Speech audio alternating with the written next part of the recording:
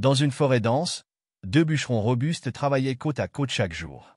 Leur mission était simple mais exigeante, abattre le plus grand nombre d'arbres possible avant la tombée de la nuit.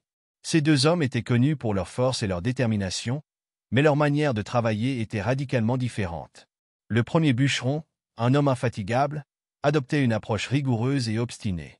Chaque matin, il se levait avant l'aube, saisissait sa hache et se rendait directement dans la forêt. Là, il frappait les arbres sans relâche, déterminé à maximiser chaque minute.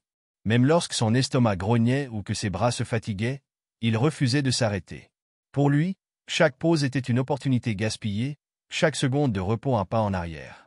Son collègue, tout aussi fort mais d'un tempérament plus posé, avait une stratégie différente. Contrairement à son compagnon, il travaillait par intervalles. Chaque jour, à midi, il s'arrêtait pendant 1 heure. Il rentrait chez lui, laissait sa hache de côté et profitait de ce moment de répit. Parfois, il mangeait un repas chaud, d'autres fois il s'asseyait simplement pour se détendre. Puis il reprenait son travail avec une énergie renouvelée. Jour après jour, les deux bûcherons se retrouvaient à la fin de la journée pour comparer leurs résultats. À la grande surprise du bûcheron acharné, il coupait toujours le même nombre d'arbres. Cela le troublait profondément. Comment était-il possible que son collègue, qui travaillait moins longtemps, parvienne à égaler son rendement? Une semaine passa, puis 2. Le mystère continuait de tourmenter l'homme infatigable. Fatigué et frustré, il décida de confronter son collègue.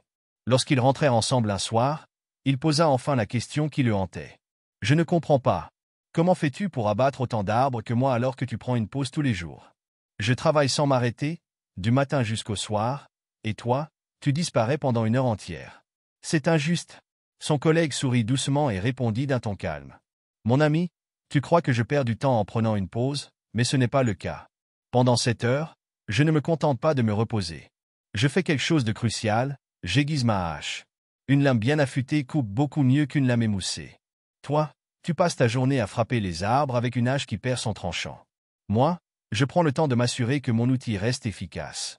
C'est pour cela que je peux abattre autant d'arbres que toi, sans m'épuiser inutilement. » Ces paroles laissèrent le bûcheron acharné sans voix. Il réalisa soudain à quel point sa méthode, bien que noble et remplie d'efforts, manquait de stratégie.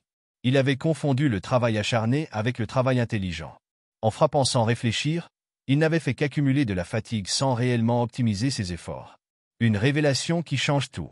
Le lendemain, le bûcheron décida d'essayer la méthode de son collègue. À midi, pour la première fois en des années, il posa sa hache et s'accorda une pause. Il observa attentivement sa lame, qui était en effet émoussée, et passa l'heure suivante à l'aiguiser. Lorsqu'il reprit son travail, il fut surpris de constater à quel point chaque coup portait davantage. Non seulement il abattait les arbres plus rapidement, mais il se sentait également moins fatigué. À la fin de la journée, il avait non seulement égalé son rendement habituel, mais il avait terminé son travail avec un sentiment de satisfaction et d'énergie qu'il n'avait pas ressenti depuis longtemps. Ce soir-là, en rentrant chez lui, il remercia son collègue pour cette précieuse leçon. La morale. La vie n'est pas une course à celui qui travaille le plus dur, mais à celui qui travaille le plus intelligemment. Ce n'est pas en s'épuisant que l'on atteint ses objectifs, mais en optimisant ses efforts. Prendre le temps d'affûter sa hache, que ce soit ses compétences, son esprit ou son énergie, est la clé pour accomplir plus en moins de temps. Leçon à retenir pour vous. Prenez du recul. Parfois, il faut s'arrêter pour mieux avancer. Une pause stratégique n'est pas une perte de temps, mais un investissement dans votre efficacité. Optimisez vos outils. Dans la vie, votre hache peut représenter vos compétences, votre organisation ou votre état d'esprit. Investissez dans votre développement personnel. Moins d'efforts, plus de résultats. Apprenez à différencier l'agitation de la productivité. Travailler dur, c'est bien, mais travailler intelligemment, c'est mieux. Ce conte simple mais puissant nous rappelle une vérité intemporelle. Ce n'est pas celui qui frappe le plus fort qui gagne, mais celui qui frappe avec précision. Alors, à vous de jouer. Quelle hache devez-vous aiguiser aujourd'hui?